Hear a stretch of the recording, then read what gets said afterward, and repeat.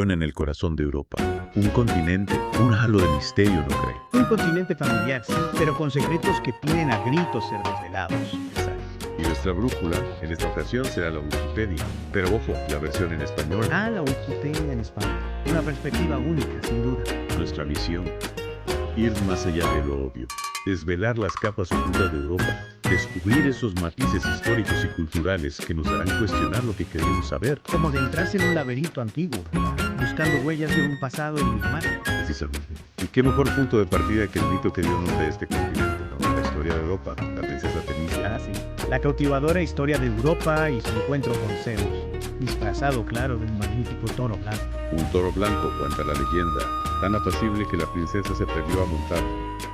Y menuda sorpresa cuando Zeus, revelando su verdadera forma, la raptó y se la llevó a Creta. Un mito que, además de explicar el nombre del continente, nos habla de la fascinación por lo desconocido, por esas tierras que se extienden más allá del horizonte. Y hablando del nombre Europa, su propia etimología es un enigma. ¿Sabía que hay dos teorías principales sobre su origen? Por supuesto. La teoría griega, que sugiere Europa, significa mirada amplia, una referencia a la vastedad del territorio. Y por otro lado, la teoría semítica, que propone que Europa viene de Erebú, que significa puesta de sol u occidente. Curioso, ¿verdad? Porque desde una perspectiva oriental, Europa se encuentra justo donde el sol se pone, simple coincidencia, o una pista sobre cómo otras culturas veían este continente. Exacto. Y aunque ambas teorías tienen sus defensores, la raíz del nombre Europa sigue envuelta en misterio. Un misterio que nos invita a reflexionar sobre las múltiples influencias que convergen en la identidad de este continente y cómo esas influencias han sido interpretadas a lo largo de la historia. Y hablando de influencias, es crucial recordar que las fronteras de Europa, a diferencia de continentes como África o América, han sido increíblemente fluidas a lo largo de la historia. Fluidas como arenas del desierto, cambiando con el viento de los acontecimientos. Las fronteras de Europa redibujadas una y otra vez, moldeadas por imperios, guerras y alianzas. Y uno de esos imperios, cuya sombra aún se extiende, es el Imperio Romano. ¿Qué nos puede decir de la huella de Roma en la Europa actual? Roma. Su legado es innegable. La arquitectura, el arte, la literatura, incluso el derecho. Una huella profunda en la cultura europea. Pensemos en la arquitectura, por ejemplo.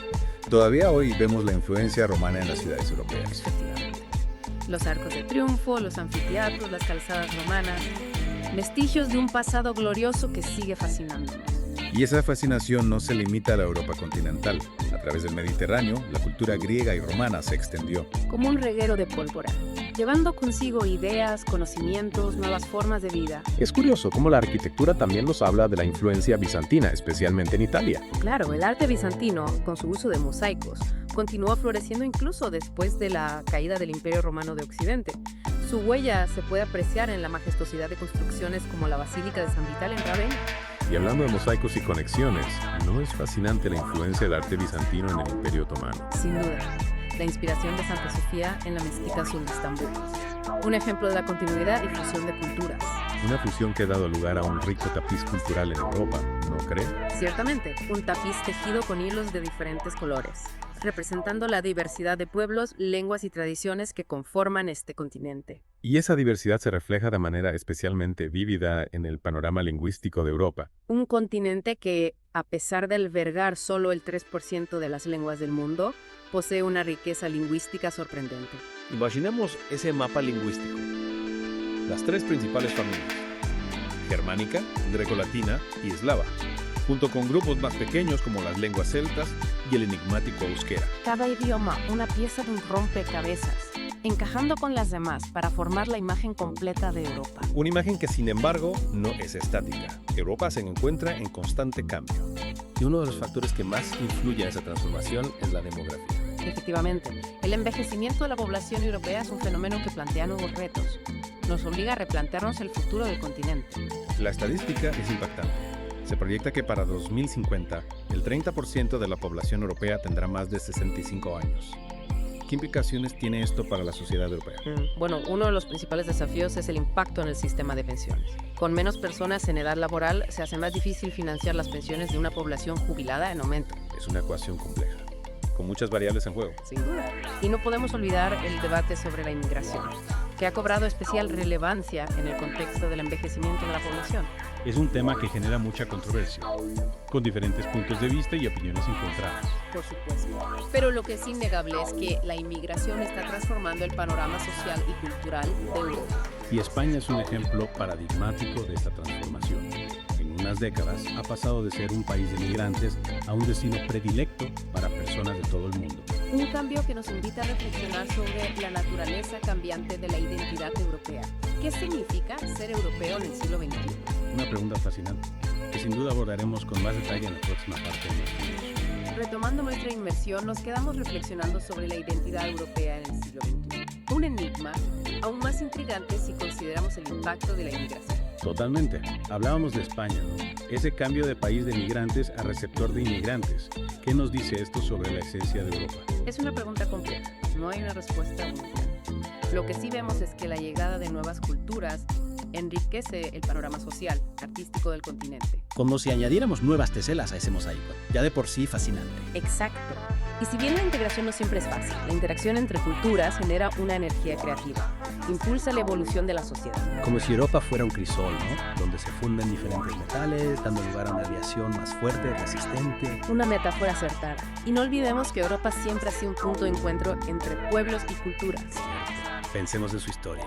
Migraciones, conquistas, intercambios. Una historia que nos habla de la permeabilidad de las fronteras. La constante interacción entre grupos humanos. Exacto. Y esa interacción ha dejado huella en la cultura europea. Pensamos en la música, la gastronomía, la arquitectura, expresiones de esa fusión de influencias. Y no podemos olvidar el lenguaje. Otro crisol donde se mezclan palabras y expresiones de diferentes orígenes. Por supuesto. El lenguaje es un reflejo de la historia, de la cultura de un pueblo. Y en Europa, la diversidad lingüística es un testimonio de la riqueza de su pasado. Hablando de riqueza, no podemos pasar por alto el desafío del envejecimiento de la población. Como mencionado, pero merecen reflexión. El envejecimiento de la población es un fenómeno complejo, con implicaciones que van más allá de lo económico. ¿A qué se refiere? Bueno, pensemos en el impacto social y cultural.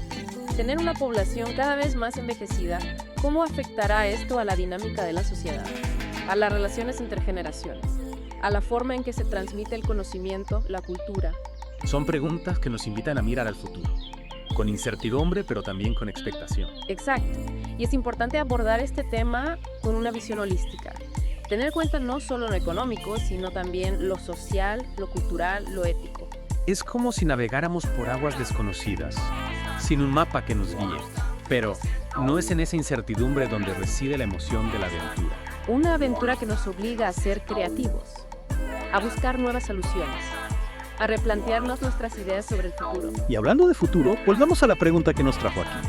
¿Qué significa ser europeo en el siglo XXI? Es una pregunta que cada uno debe responder por sí mismo. Pero creo que, más allá de las diferencias, existen ciertos valores que nos unen como europeos. ¿Cómo cuáles? El respeto a la diversidad, la tolerancia, la búsqueda del conocimiento, la pasión por la cultura. Valores que han forjado la identidad de Europa a lo largo de los siglos. Valores que, en un mundo globalizado, adquieren aún mayor relevancia. Sin duda. En un mundo donde las fronteras se difuminan, las culturas se entremezclan, la identidad europea se convierte en un punto de referencia, un faro que nos guía en la tormenta. Un faro que no emite una luz uniforme, sino que proyecta diferentes haces de luz, cada uno con su propio color, su propia intensidad. Exacto. La identidad europea no es un concepto monolítico, es un mosaico de identidades, regionales, nacionales, lingüísticas, culturales. Un mosaico que refleja la riqueza, la complejidad de este continente milenario. Un continente que, a pesar de su pequeño tamaño, ha jugado un papel fundamental en la historia del mundo. Un continente que, como un viejo libro lleno de secretos, nos invita a sumergirnos en sus páginas, a descubrir los misterios que aún guarda celosamente. Misterios que nos desafían a seguir explorando, a seguir cuestionando, a seguir buscando respuestas en las profundidades del conocimiento. Con esa invitación a la aventura intelectual, queridos oyentes, nos acercamos al final de esta segunda parte. Pero no se alejen demasiado, porque en la tercera y última parte seguiremos desentrañando los enigmas de este continente fascinante. Les esperamos con la misma curiosidad, el mismo espíritu explorador que nos ha guiado hasta aquí. Retomamos nuestra inmersión como detectives buscando pistas. En la última parte hablábamos de la identidad europea, un mosaico complejo y dinámico. Un mosaico que, a pesar de su aparente fermentación, se mantiene unido. Hilos invisibles, tejidos durante siglos de historia compartida. Y Exacto. Y si buscamos uno de esos hilos, uno revelador, creo que lo encontramos en la diversidad lingüística. El lenguaje, un espejo. Refleja no solo las palabras, sino costumbres, creencias, la forma de ver el mundo. Y en Europa, esa diversidad lingüística es fascinante. Recordemos, a pesar de ocupar poco espacio, Europa alberga gran variedad de familias lingüísticas. Es como si cada idioma fuera una llave, abre la puerta a un universo cultural único. Pensemos en las lenguas romances, hijas del latín, cada una con su melodía, su cadencia, o las lenguas germánicas, su sonoridad gutural imponente. Y no olvidemos las eslavas, con su alfabeto cirílico, un mundo de misterio, exotismo. Y por supuesto el euskera, una lengua ancestral, un enigma lingüístico. El euskera, una roca antigua, desafiante, en medio de un mar de lenguas indoeuropeas. Esas diferencias lingüísticas nos separan o nos unen. Interesante pregunta. Por un lado, la diversidad puede ser un obstáculo para la comunicación. Claro, a veces las palabras son muros. Pero por otro lado, esa diversidad es riqueza cultural, una oportunidad, ¿no?, para descubrir nuevas formas de pensar, de expresarnos. Es como si cada idioma nos ofreciera una perspectiva diferente, una lente para observar la realidad desde un ángulo nuevo. Exactamente. Y en un mundo globalizado, donde la homogeneización cultural parece la norma, preservar la diversidad lingüística es fundamental. Perder un idioma es como perder parte de la memoria de la humanidad. Una pérdida irreparable. Por eso debemos valorar, proteger la riqueza lingüística de Europa, no solo como patrimonio, sino como parte de nuestra identidad. Una identidad que, como hemos visto, se define por su complejidad, su evolución constante